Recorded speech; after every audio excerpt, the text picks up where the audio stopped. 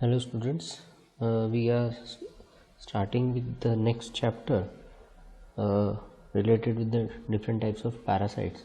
In the previous chapter we have seen that whatever different types of parasites that we have seen all were endoparasites, whereas in this chapter we will see all are ectoparasites. Okay, there are three ectoparasites that we are going to study, out of which the first one is the head louse. Okay, now the first thing about the head louse is the systematic position. As you can see, phylum Arthropoda, class Insecta, subclass Tragota, order Theraptera, suborder is Anoplura, family Pediculidae, genus Pediculus, and species is Eumenus. Okay, the order Theraptera consists entirely of the ectoparasitic insects known as lice. Okay, so according to the modern view, lice are generally grouped into four suborders, of which best known are the Anoplura. Okay, so or also called as the sucking lice, and Malophage, okay, or chewing lice. So there are two types, sucking lice and chewing lice. Although lice do not possess wings, they are included under the subclass that we can see, the Tragota. Okay, this is because these insects are secondarily wingless. So the suborder Anoplura includes only two kinds of sucking lice that infect man. The first is the Pediculus Eumenus that we are looking at here, known as vernacular name human louse, okay, or lice. And second is the Thyrus pubis, the pubic or crab louse. Okay, a related genus Pedicinus is parasitic on various monkeys also. You people have seen that monkeys are already scratching themselves, and they try to find out these head louse also. So those are Pedicinus. Okay, so there are two varieties or biological races of human louse: the head louse, Eumenus capitis, and the body louse, that is P. corporis. So these basically different from each other as their microhabitats are different. Human louse has a cosmopolitan, almost worldwide distribution. You can find them anywhere throughout the world, and occurs in all continents, being especially abundant in the crowded, unhygienic places of human establishment, such as prisoners, labor camps, hutmen colonies, and sometimes the armies under warlike conditions. Body louse is most common in colder areas where people must wear heavy clothes, which are changed infrequently, and take bath occasionally. And Pediculus Eumenus is the monoxious parasite of the man. Now these insects become specially numerous in winter or in any time when their host crowd together in warm, poorly ventilated houses. Okay, so the head lice are prevalent among the poorer section of the urban and rural societies, and more so among the children, especially girls. You may find these head louse in most of the children, school-going children, and so many times the dirt, they play together and the transmission takes place. Okay, so today we will see about the this particular lecture is about the not about the transmission but the introduction of head louse. In the next lecture we will see the transmission also. So this is all about the head louse. Now what are the habits and habitat? Just now we have seen that they are present in the if it is a body louse, then it will be present on the cloths. Okay, in cold conditions, especially when people bath less, they always have clothes which they don't clean it every day. Okay, So all stages of human life cycle, and especially of cycle of P. humanus, permanent residence of human body. So there is no other host to them. Human body is the only host, and each and every cycle, everything takes place on the human body itself. So it's a two varieties, however, occupy distinct niches. Okay, they only visit the skin to feed, and even then retain its hold on the adjoining part of the garments. Okay, so either if they are present on the garment, or if it is a headlocks, in the headlocks also they will not always present towards the skin. They will attach themselves on some fiber garment or otherwise on hair. Okay, but when they visit the skin, they are feeding. They also lay eggs on the clothes and or on the hair, and they what they do, they glue their eggs to the hair of the head. Okay, so there is a kind of glue they produce, so eggs will be attached to the hairlines, or if it is a cloth, on the cloth lines. Okay, now why humans? As this is an adaptation to them, human body hosts the laws at moderate temperature. They require 29 to 30 degree and humidity, and insect unable to survive if it is long exposure to 20 degrees Celsius.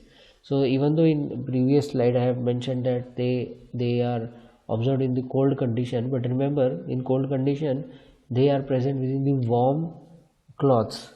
Okay, and that is the people are wearing it, so they will have it.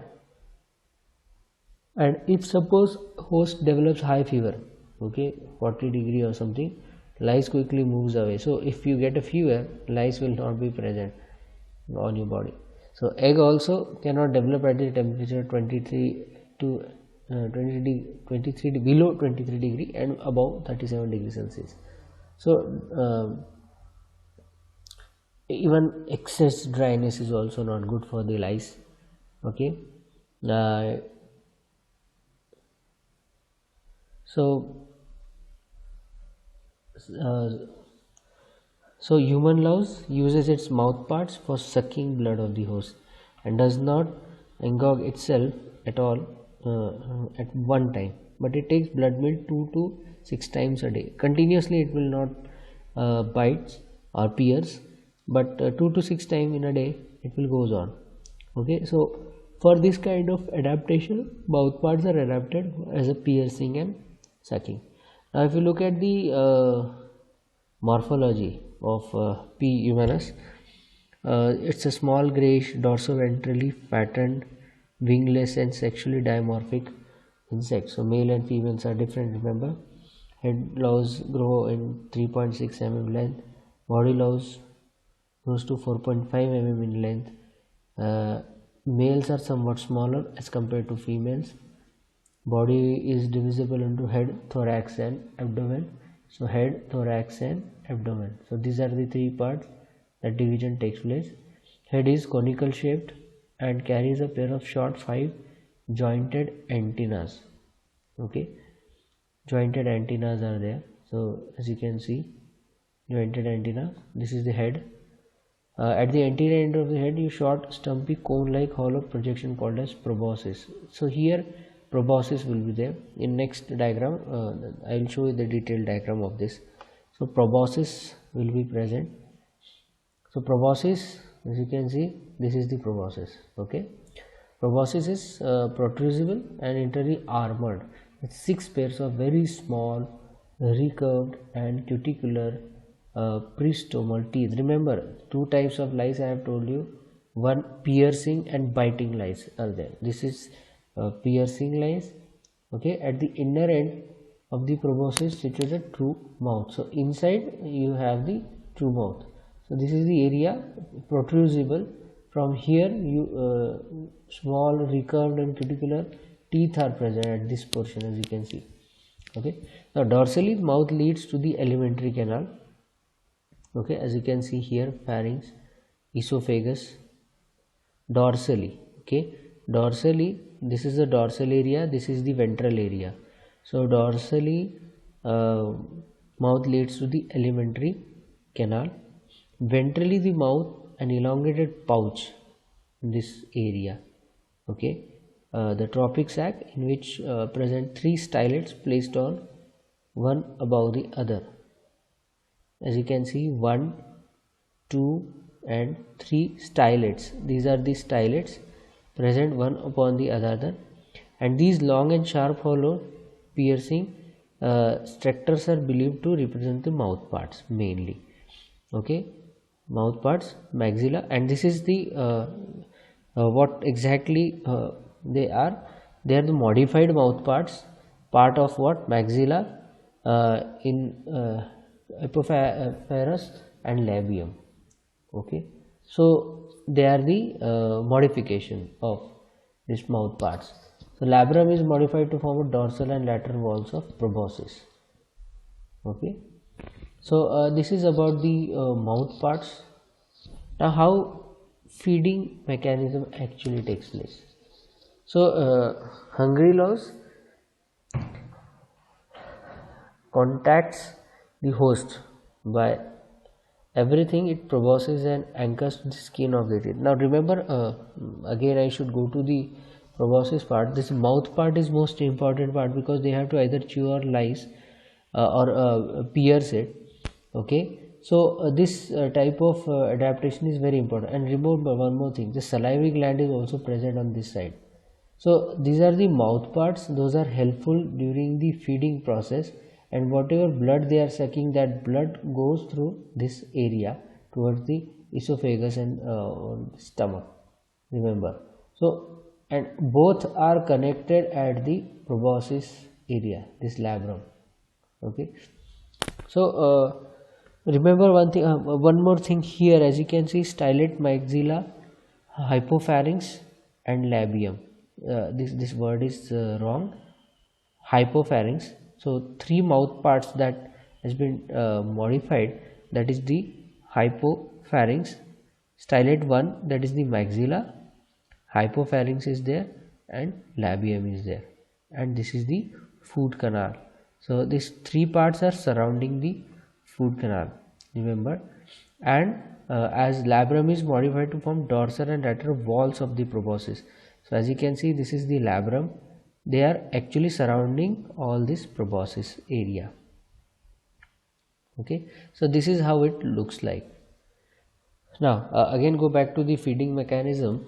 Hungry Louse contracts the host by everything its in its proboscis and anchors to the skin by the teeth, remember.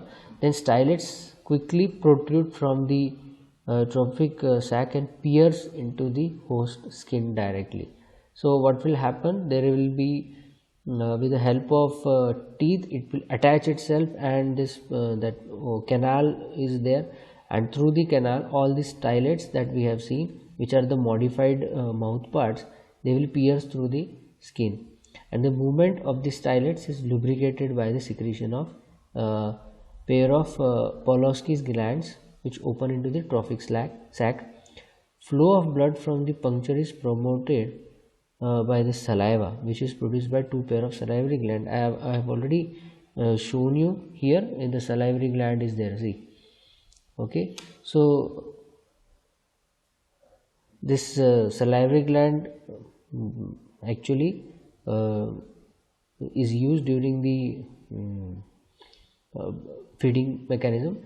Then the saliva contains an anticoagulant and an irritant which dilates the piercing capillary. Remember, again this is also producing the saliva which is an anticoagulant and does not allow the coagulation of blood, so that it should not be blocked, and continuously blood flow should go through the mouth. Suction of blood through the hollow stylets into the foregut affected by the muscular action of powerful double pump. So abdomen is relatively large, it consists of 9 segments, in which are 7 are clearly visible.